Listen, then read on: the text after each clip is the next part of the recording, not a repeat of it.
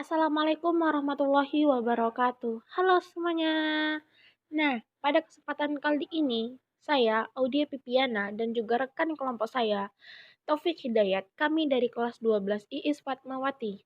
Nah, pada kesempatan kali ini kami mendapatkan tugas dari Mr. Lukman, yaitu tugas PJOK, yang dimana kami harus menjelaskan beberapa sub judul ataupun materi dari permainan bola besar, yaitu permainan bola voli. Nah, untuk lebih lengkap dan lebih jelasnya, silakan saksikan terus video ini.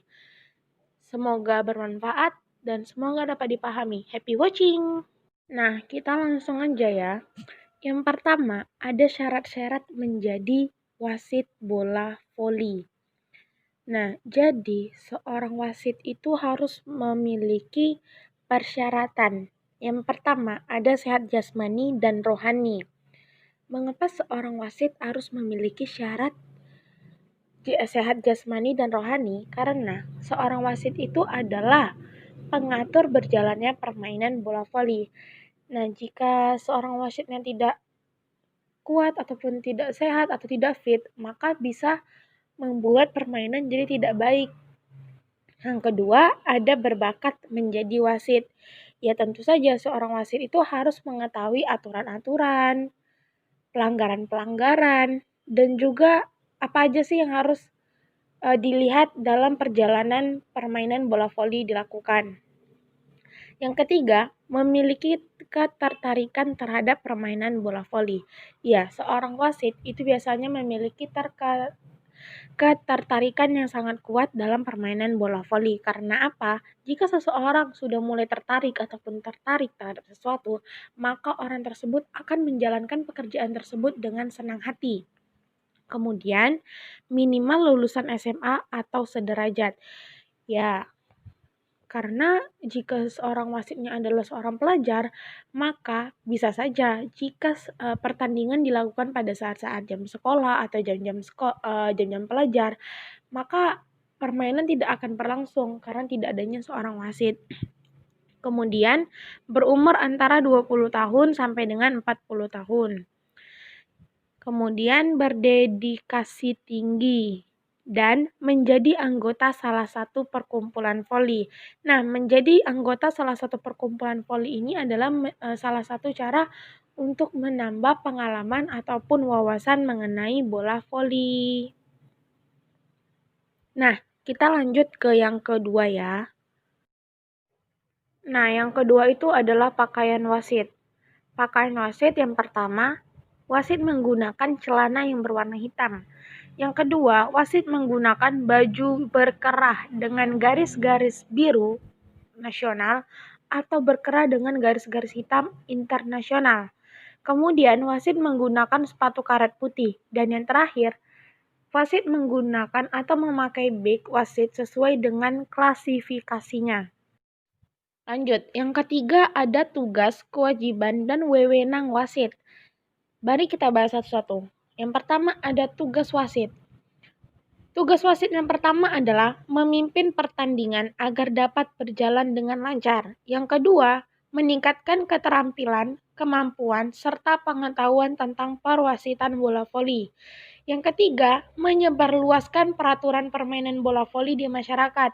Dan yang terakhir, meningkatkan mutu perwasitan di masyarakat pada khususnya dan di Indonesia pada umumnya. Kemudian yang kedua, ada kewajiban dan wewenang seorang wasit. Nah, yang pertama itu, wasit berkewajiban memimpin pertandingan bola voli, baik di tingkat cabang, daerah, nasional maupun di tingkat internasional. Dan yang kedua, seorang wasit tidak berhak memimpin pertandingan di atas klasifikasi sertifikat yang dimilikinya. Oke, poin yang keempat yaitu prosedur memimpin pertandingan. Jadi, hanya wasit 1 dan wasit 2 yang diperbolehkan meniup peluit selama pertandingan dengan ketentuannya sebagai berikut. Wasit 1 memberikan tanda untuk servis yang memulai suatu pertandingan. Yang kedua, wasit 1 dan wasit 2 memberikan tanda untuk menghentikan permainan, misalnya bola mati. Permainan dihentikan setelah wasit merasa yakin bahwa terjadi suatu kesalahan serta telah memahami sifat pelanggarannya. Yang ketiga, peniupan peluit pada waktu bola mati bertujuan menunjukkan bahwa wasit menyetujui atau menolak suatu permohonan regu. Yang keempat, wasit satu dapat meniup peluit untuk memberikan peringatan atau menjatuhkan hukuman pada pemain atau regu. Yang kelima, pada waktu wasit meniup peluit untuk memberikan tanda penghentian permainan, mereka harus sudah bisa menunjukkan yang pertama, sifat kesalahan dan isyarat tangan yang resmi. Yang kedua, pemain yang bersalah. Dan yang terakhir, regu yang melakukan servis sekaligus memberikan tanda apakah ada regu yang mendapatkan angka dari kesalahan-kesalahan tersebut. Yang keenam, para wasit dan hakim garis harus dapat menunjukkan sifat kesalahan dengan isyarat tangan yang resmi atau suatu pengajuan penghentian sebagai berikut. Isyarat hanya dilakukan untuk seketika. Isyarat itu dilakukan dengan satu tangan untuk menunjukkan regu yang bersalah atau yang menunjukkan permohonan. Yang kedua, setelah itu wasit menunjukkan pemain yang bersalah jika penghentian itu dikarenakan kesalahan seorang pemain. Dan yang terakhir, wasit satu memulai permainan kembali dengan menuju regu yang mendapat giliran servis.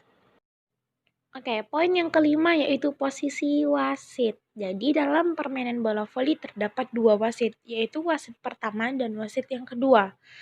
Nah, wasit yang pertama melakukan tugasnya sambil duduk atau berdiri di atas kursi wasit yang ditempatkan di salah satu ujung net. Pandangannya kira-kira 50 cm di atas garis horizontal atas net. Wasit 2 menjalankan tugas sambil berdiri di sisi kanan berseberangan serta menghadap wasit 1. Ketika suatu regu melakukan servis, dia harus berdiri di sepanjang daerah depan regu pemain penerima servis. Setelah itu, dia boleh pindah ke depan meja pencatat. Poin keenam yaitu tugas wasit 2. Wasit 2 merupakan pembantu bagi wasit pertama dan dapat menggantikan, mewakili, serta menjalankan tugas wasit 1 pada keadaan memaksa. Tugas-tugas khusus wasit 2 adalah yang pertama, mengawasi posisi pemain selama permainan berlangsung. Begitu pula pada waktu perpindahan tempat set penentu. Yang kedua, mengawasi tindak tanduk anggota masing-masing regu yang duduk di bangku cadangan dan jika ternyata ada salah sikap harus dilaporkan kepada wasit 1. Yang ketiga, selama pertandingan berlangsung harus mencegah kemungkinan adanya pemain cadangan yang melakukan pemanasan di luar area pertandingan. Yang keempat, mengawasi jumlah time out dan pergantian yang telah dilakukan oleh masing-masing regu dan melaporkan data tersebut kepada wasit yang pertama. Yang kelima, menolak pengajuan penghentian yang tidak layak, mengabulkan permohonan yang sah, serta mengawasi jangka waktu pelaksanaannya. Yang keenam, dapat menunjukkan kesalahan lain tanpa meniup peluit walau bukan daerah tanggungannya, tetapi tidak boleh menekan wasit 1. Dan yang terakhir, menetapkan diperlukan atau tidaknya mengeringkan permukaan lantai permainan yang dianggap basah atau licin. Poin yang ketujuh yaitu hakim garis atau linesman. Pada pertandingan internasional diwajibkan menggunakan 4 hakim garis. Pada pertandingan di bawah tingkat internasional diperkenakan menggunakan 2 hakim garis. Hakim garis bertanggung jawab memberikan isyarat mengenai kesalahan yang menjadi wewenangnya. Posisi hakim garis adalah sebagai berikut.